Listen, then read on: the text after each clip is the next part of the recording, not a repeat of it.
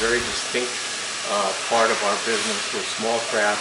Our founder and owner is somewhere back there cleaning, scrubbing, and being fussy. That's good. And that's Paul Werning. Carl started this adventure in 2005. He was in the landscaping business. He and his partner kind of got into this together a little bit in the beginning and then split ways. His partner took on the landscaping business. Paul took over this. In 2005 and 2006, it was impossible to study small craft distillation in the United States. I'm sorry. Every small craft distillery had been put out of business by Prohibition, which seems like ages ago, but its effects are still being felt today in this industry. As an example, at one time there were 135 distilleries in Kentucky prior to Prohibition. Really? Yeah. No, 136, I'm sorry. And now there are 10. Oh, wow. There are 10. So it shows you what an impact that long time had on our industry. It was not just a year, if any of you remember. It was years of Prohibition. So in order to study this whole process, you had to go to Europe. Europe was where this never stopped. There was no Prohibition. These small craft distilleries in Europe were producing for the big houses all the time. They were producing cognacs, they were producing scotches, and they were producing them for the bigger manufacturers. So to study this, Paul went to Europe, fell into and in love with Stuttgart, Germany, which is where Carl came from. This is Carl. Okay. I refer to him as Carl because his name's Carl on the door. But this is a manufacturer of these small pot stills that's been doing it for 140 years. Now they know what they're doing, and not only do they know what they're doing when they're building them, they know how to teach you how to use them. Since 2007, when Carl was fired up and started and ready to go, not one failure in 8 years. Not one failure in Carl. Wow. If anything goes wrong with Carl, it might be a pressure gauge or a fitting or something. Otherwise, day after day, week after week, Carl produces spirits. We call them spirits. They're just a distilled alcohol ethanol. We refer to them as spirits here because it sounds cool. Yeah. Spirits is something uplifting. Before we got Carl Jr., Carl had to do that and distill the spirit. So that meant that Carl had to keep working, and we weren't moving as far ahead as what we should be doing in terms of production. So what Carl Jr. will do, if you notice the size of his top, hey Carl, the mash will go into Carl Jr., he will strip it. In other words, he will remove the alcohol from this mash. The mash is like oatmeal. We'll talk a little bit about it over there. But that's the recipe. He'll produce what's called a low wine. That low wine is not good, doesn't taste good, doesn't smell good, but it is alcohol. That alcohol then will come over to Carl, and Carl will produce it into a spirit for your glass. So you reboil it then? You redistill it, yep. Okay. Now, neither one of these care what goes in there. They don't care. This is like an oven at a bakery. They don't care what you stick in there and bake. Just so long as you do it according to this digital readout on the wall here for us. This is determining what quality of spirit we're going to get out coming out. That's how he has produced thousands and thousands of gallons of spirits just by that drip right there. All the time. Yeah. How do you carry flavor along? I understand the notion of alcohol. A vodka yeast or a whiskey yeast. But we will mix it up ahead of time here. We will introduce some of the mash to it. Bring a couple cups down even. Introduce it so it all gets friendly and happy with each other. At the right time, one of us climbs up the ladder and dumps that in there, pitches the yeast. Then the battle really starts. Then, if this thing could move, it would be like this. Because it's just bubbling and snorting and burping and carrying on in there. Because it's fermenting. It's fermenting the sugar. And it's turning them into two things. carbon dioxide and ethanol. The ethanol is what we're after. If we were a bakery, we'd want the carbon dioxide because it would raise our bread, raise our dough. But we don't care about the carbon dioxide, we care about the ethanol. To make that process last as long as possible and get as much yield out of this as possible, we will monitor the temperature here. The reason I can hold my hand on here now is it's fermenting in here, and these have cooling jackets on them. Because yeast doesn't like to get too hot or too cold. You want to keep it in this zone so the yeast keeps doing battle with the sugar, converting it to ethanol and carbon dioxide. The longer it does that, the better the yield will be when we take it over to Carl. So we'll transfer it from this tank to one of these fermentation tanks back here. And for 5 days, we will chart the temperatures. You can see the chart. One unique thing about our grain is that we get our grain from a farm 8 miles south of here, near Roberts, Wisconsin. The farmer that brings us our grain was just here yesterday, helping us weld up some things for here. He's a wonderful gentleman, Arlen Strait. He provides us with this quality of grain. Because again, without Gene, there's no Carl. Well, without grain, there's no Gene. So this is all a process of who gets the best when they get it. We get our grain from the farm here. We bring it into Gene. We mash it. We take it over to Carl. Then we pump the used mash out to the truck, and I drive it to another farm, just about 3/4 of a mile away from this farm. I dump it there, and he feeds it to his beef cattle.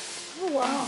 And I like to think that when I'm driving through the feedlot and the cows are right here and I'm driving, I like to think they're going, he's back! And that thing about 160 proof, 125 proof, new oak barrel. We get these barrels from a cooperage in Cuba, Missouri. Once again, it's a generational family business of making oak barrels. This is Ozark Mountain white oak. That has been opening wherever white oak is available. In fact, there's white oak available in Minnesota and Wisconsin. There are cooperages opening here now because the demand for barrels. There's an international spirits competition every year. Yep. Last year was in San Francisco. Paul said, well, you know what, I'm going to send a bottle of our vodka out there. None of us went. No one from 45th Parallel went there. Just the bottle of vodka went there. It came back with a double gold award on it. Wow. And that's without us even going out to schmooze about it. So we're very proud of that. So what you're saying is it spoke for itself. It spoke for itself beautifully. Love it. My favorite description of this vodka is by a professional taster who reports to the magazine that we all get here, Spirits Magazine. He calls this cream soda for adults. I'm gonna go get some more to add water to any spirit. No, it adds sometimes. No, not at all. It Dad actually drink vodka adds waters all the sometimes. time. Yes, because even professional whiskey tasters will add a little eyedropper of whiskey to the whiskey when they taste it, saying it brings out the brain more than the beginning of making a good gin. Scott over there, who is Paul's best friend and right-hand man, former college roommate, He's super funny. and a kind of a genius at mixology. He owns a restaurant in Minneapolis called Toast. We know it well. He knows a wine guy. He knows palates. He knows North Loop. It's in the North Loop. Oh, in the North When Loop, you're there, okay. you can see the scoreboard at the Twin Oh, Station. you travel so far away to come back About close to 2nd home. Street and about Oh, okay. So there's We'll have to check it out. north. Right. North, yeah. This gin recipe is a result of these guys putting together a recipe that will appeal to all people, not just gin lovers. I like to call this gin the turn you around gin. It doesn't taste like gin. It doesn't, yeah. I hear this all the time. No. I hear it all the time. I hate No, it That could be doesn't. taken two ways. needles, you know. And I say, well, this has the pine needles in it. If it doesn't, it's not gin. That was G. It has to have juniper in it. Yes. It also has coriander, cardamom, angelic root, cinnamon, and citrus zest. All of these botanicals are in this gin, which started out as this vodka. He's going to what's called the town of East Farmington. Yeah. And there's 2 bars in East Farmington, right across the street from each other. Ken's Keyboard and Susie's. They're great big bars. You and Gary. There's hardly anybody in the parking lot ever, but they put out the greatest signs. They had big front porch. And recently, Susie's, do you know this one? Susie's put out the sign that says, making too many sober decisions, stop in. A company called Gemlode. This gentleman came to Paul and said, I want to create some Scandinavian spirits, but I don't want this. I have recipes, please make it for us. So we do. The first one we did for him is this dill aquavit. Oh. Very unique to Scandinavia. They drink it, I'm told, throughout the meal, straight shots all the time. Yep. We're very lucky here in Wisconsin to be able to get fresh dill right out of the River Valley. Nice. When we only make this once a year, when they're harvesting. They're a Russian restaurant, and they said we really need a horseradish vodka for our restaurant. So would you please make it for us? And we do. We make it. Is that Russian to have horseradish vodka? Yeah. And the restaurant way we is make this Moscow on the we Hill start here again. in Minneapolis. Yep. But St. Paul. Or St. Paul. we infuse it this time with 250 pounds St. of Paul. fresh ground horseradish. So if you ever come here on the horseradish day and you have a head cold, we don't charge. We don't charge. We will clean you right out. Literally. That's a lot. Literally. That's a lot of horseradish. 250 pounds to how much ratio? About 1,000 liters. About 1,000 liters. You may like this better That's a than I lot do. of horseradish. metric Now this system. is a spirit that smells stronger than it tastes. I can smell it. Yeah, you can really smell it. Yes, on that? Okay. You gotta try it. But it does taste of this is that 51% corn mash that makes it a straight bourbon. Whoa. This also spent 4 years in a whiskey barrel back then.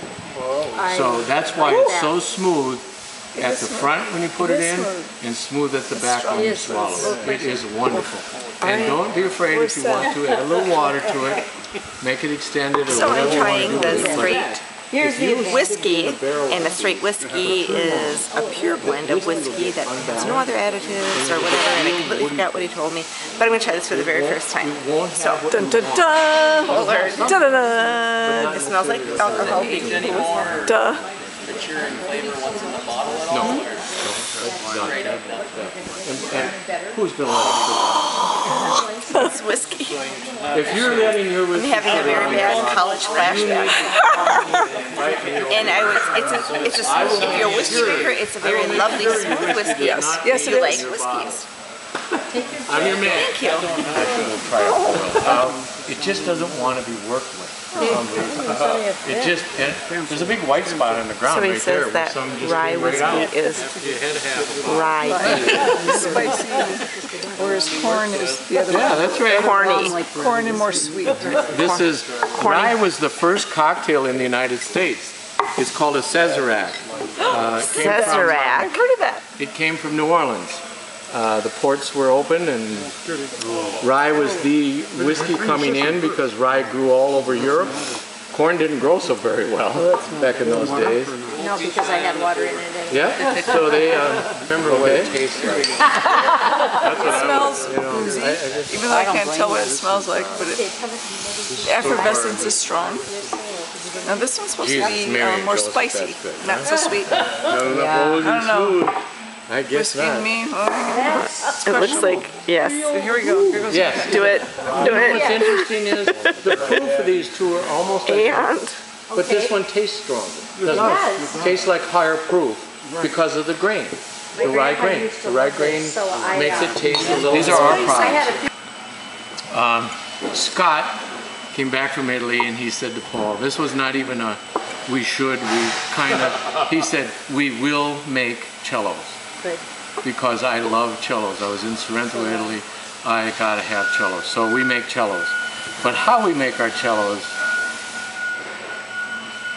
not everybody here is that keen about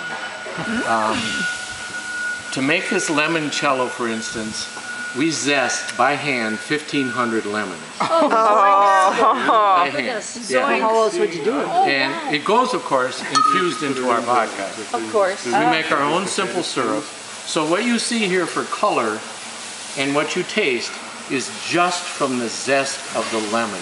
There's not one artificial thing in this product. When I make the zest. And we get the lemons. I always like to say we're local, but we don't get the lemons from. Not so much? Not so much. No, California or Arizona. They come in, we wash them. We sit around.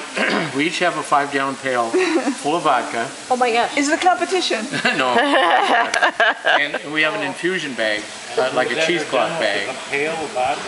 Yeah, I know. That's what I said. There should be a My vodka competition. pail gets lower. I don't know how it gets lower.